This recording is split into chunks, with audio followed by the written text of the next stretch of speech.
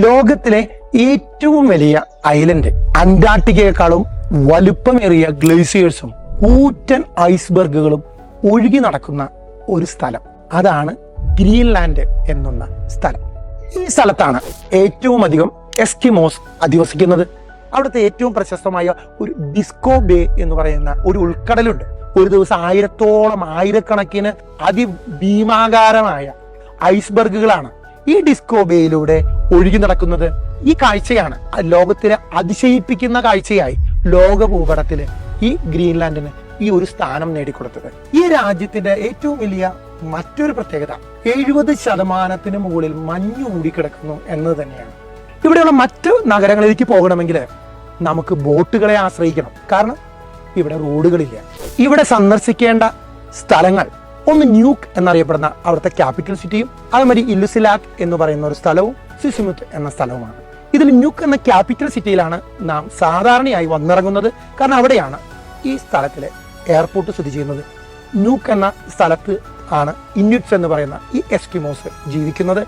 അവരുടെ ക്യാമ്പുകളുണ്ട്, അവരുടെ മ്യൂസിക് ഉണ്ട്, അവരുടെ ഭക്ഷണമുണ്ട്. നമ്മുടെ വെയിൽസും അതുപോലെ സീലും ഉൾപ്പെടെയുള്ള എല്ലാതരം ഭക്ഷണങ്ങളും ഇവരുടെ പ്രത്യേകതയുള്ള ഭക്ഷണങ്ങളാണ്.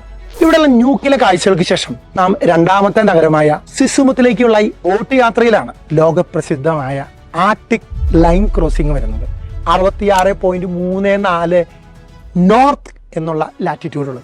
അവിടെയുള്ള ഹസ്കി റൈഡ് എന്ന് വെച്ചാൽ അവിടുത്തെ ഹസ്കി ഡോഗുകൾ വലിച്ചു കൊണ്ടുപോകുന്ന ഈ ഹസ്കി റൈഡിലൂടെയാണ് നിങ്ങൾക്ക് ഈ സിസുമുത്തിന്റെ കാഴ്ചകളിലേക്ക് പോകുന്നത്. ഈ ഗ്രീൻലാൻഡിലുള്ളത് ഐസ് ഫിയോർഡുകളാണ്. മറ്റുള്ള സ്ഥലങ്ങളിൽ ചെങ്കുത്തായ പാറനിരകളാണെങ്കിൽ ഇവിടെ കൂറ്റൻ ഗ്ലേസിയേഴ്സ് ആണ്. നിങ്ങൾക്ക് ബോട്ടിലൂടെ ഈ വലിയ കൂറ്റൻ ഐസ്ബർഗുകളിലിടയിലൂടെ നിങ്ങൾക്ക് സഞ്ചരിക്കാം. അവിടെയുള്ള മെയിൻ ലാൻഡിൽ വന്നിറങ്ങാം. അനവധി വെള്ളച്ചാട്ടങ്ങളും അതുമതി ഭൂപ്രകൃതിയിൽ അനവധി ഹോട്ട് സ്പ്രിങ്സും ഉൾപ്പെടെയുള്ള അതിസുന്ദരമായ യാത്ര കൂടിയാണ്.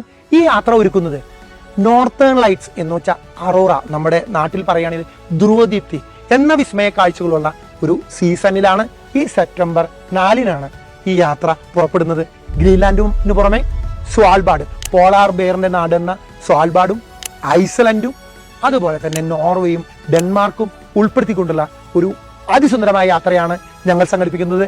ഈ യാത്രയിൽ ഞാനും ലാൽജോ സാറും നിങ്ങളുടെ കൂടെ ഉണ്ടാകും. നിങ്ങൾക്കും പങ്കാളിയാകാം. ഇന്ന് തന്നെ നിങ്ങളുടെ സീറ്റുകൾ ഉറപ്പുവെക്കുക.